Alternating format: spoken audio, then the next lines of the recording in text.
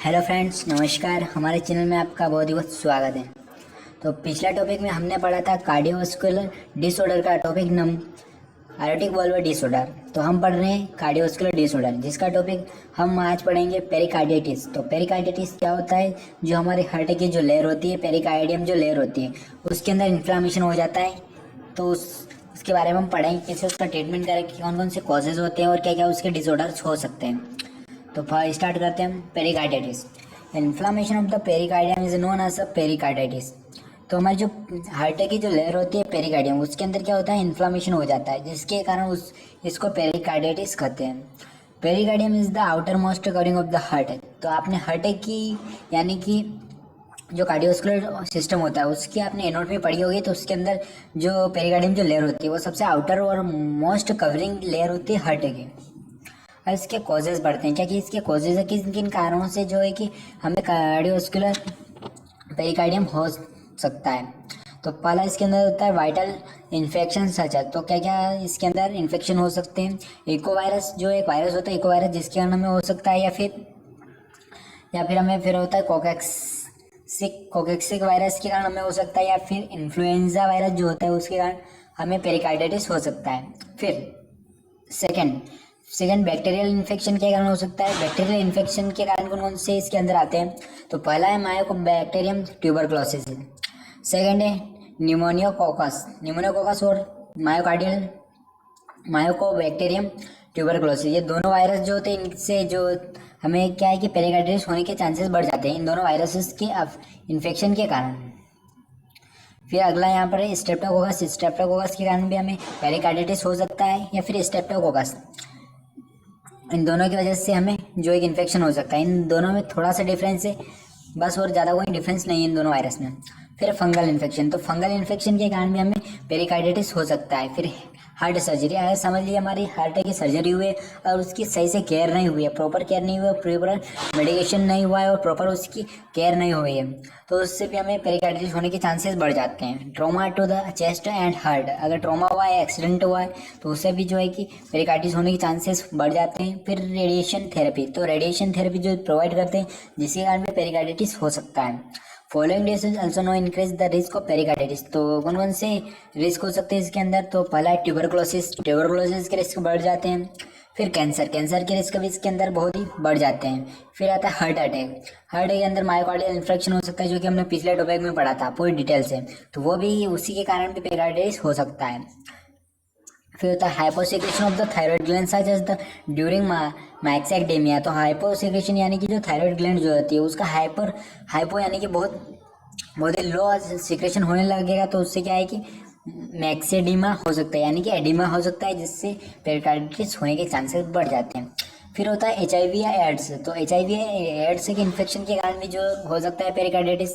Rheumatic fever, जो कि हम आगे डिस्कस करेंगे इसके पूरे डिटेल में किस वायरस के कारण होता है, जिसके कारण भी पेरिकार्डिटिस हो सकता है। फिर रेनल फेलियर यानी कि हमारी किडनी फेलियर के कारण भी हो सकता है।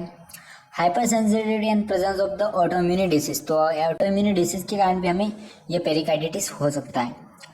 तो फिर certain medication such as the hydralazine phenytoin procainamide isoniazid इटिसिम में आल्सो प्रोड्यूस दिस कंडीशन।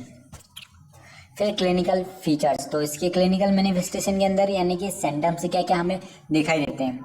तो चेस्ट पेन, सबसे पहले हमें चेस्ट पेन दिखाई देगा। Anti chest pain is the main clinical feature. तो मेन सबसे इंपॉर्टेंट इसके अंदर जो सिम्टम्स हमें देखने को मिलेगा वो होता है chest pain.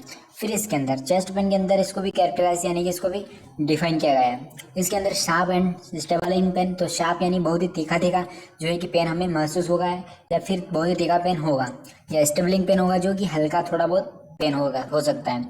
This pain is made reduce to neck, shoulder, back and abdominal pain. तो हमारे जो लेफ्ट साइड का जो एरिया है, यानी बॉडी का जो एरिया है, लेफ्ट साइड का जो शोल्डर है, लेफ्ट साइड का जो है हमारे हैंड है, ये एब्डोमिनल है, ये लेफ्ट साइड का पूरा जो है कि पेन करेगा। पेन पूरा जो हमारा लेफ्ट साइड का जो एरिया है पूरा बॉडी का, वह पेन करेगा। Certain is activities such as the deep breathing, laying is flat, coughing is and slow sowing, it is the increase it is severity. तो हमें स्लोइंग यानी कि खाने में निगलने में भी प्रॉब्लम हो सकती है, कफिंग भी हो सकती है, फिर इंक्रीज हो सकती है हमारी ब्रीथिंग।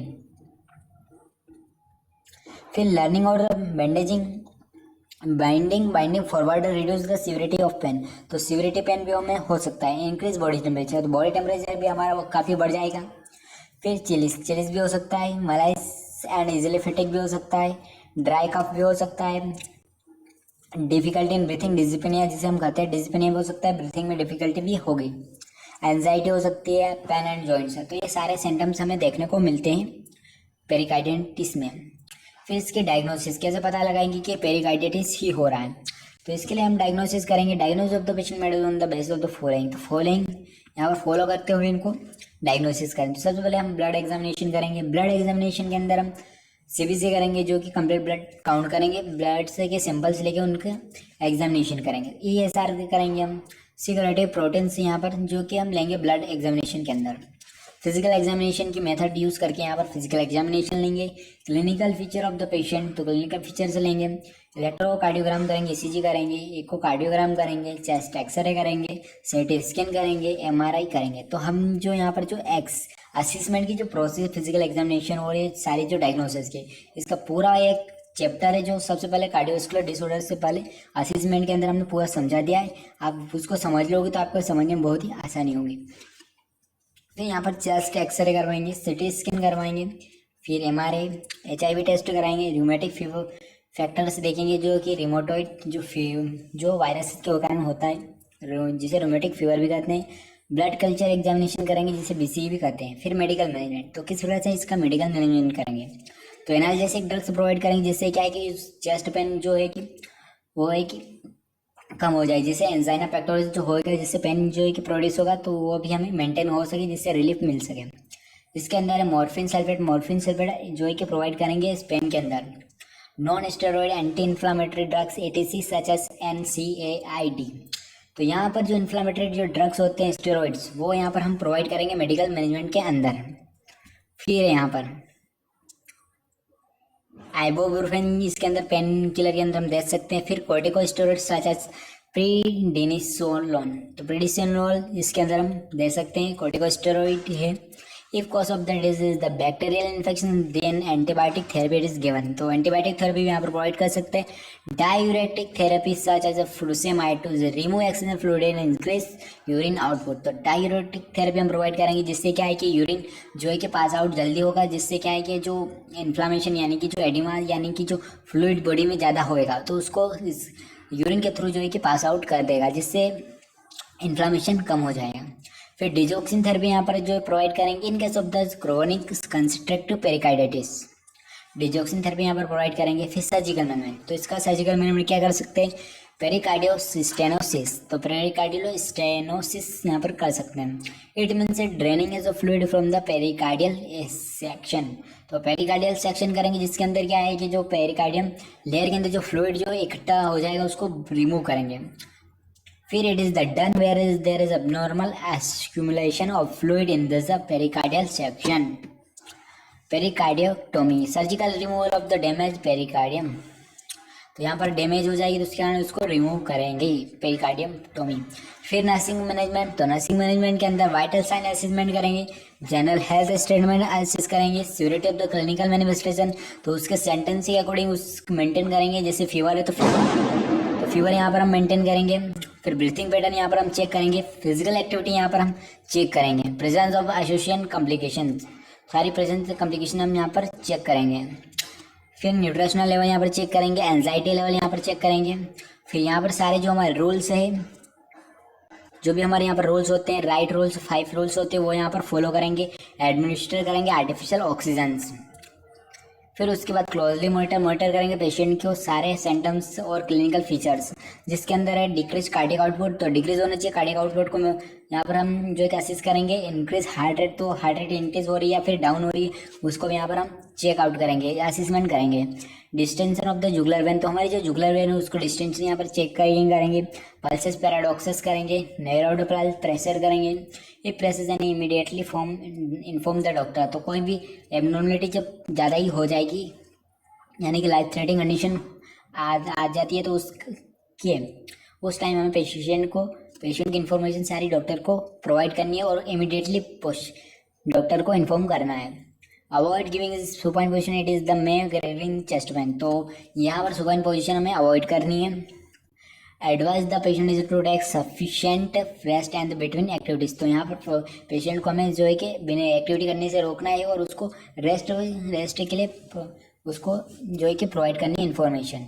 ऐसे the patient is the performing activities of the daily living. तो पेशेंट की जो डेली लिविंग की एक्टिविटीज़ होती है उसको चेकआउट करना है, एडवाइस करना है पेशेंट को।